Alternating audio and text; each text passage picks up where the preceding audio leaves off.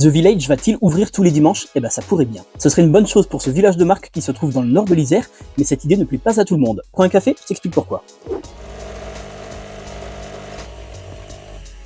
The Village peut ouvrir sa centaine de boutiques 12 dimanches par an, mais dans l'avenir ça pourrait bien être tous les dimanches. Sauf que pour ça, il doit être classé en zone commerciale. Alors une ouverture tous les dimanches, ça permettrait de créer 70 emplois dans un premier temps. Ça faciliterait aussi la construction d'un hôtel haut de gamme avec 120 chambres. Au total, ce sont donc 300 emplois supplémentaires qui seraient créés dans les prochaines années. Oui, mais il y a des réticences. Certains craignent que, par manque de place de stationnement, des clients se garent au bord des routes, comme c'est déjà le cas en période de forte affluence. Autre critique formulée par le maire de Bourgoin-Jallieu, il ne comprendrait pas qu'on favorise les grandes enseignes au détriment des petits commerçants. D'ailleurs, les habitants du nord de l'Isère vont de plus en plus souvent à The Village. Pour cette raison, la CCI a annoncé qu'elle ne donnera pas d'avis favorable à un classement en zone commerciale. La préfecture de l'Isère a demandé leur avis aux collectivités. Les deux communes sur lesquelles se trouve The Village et la communauté d'agglomération doivent donc voter. À la Verpillière, c'est fait, la commune a émis un avis favorable.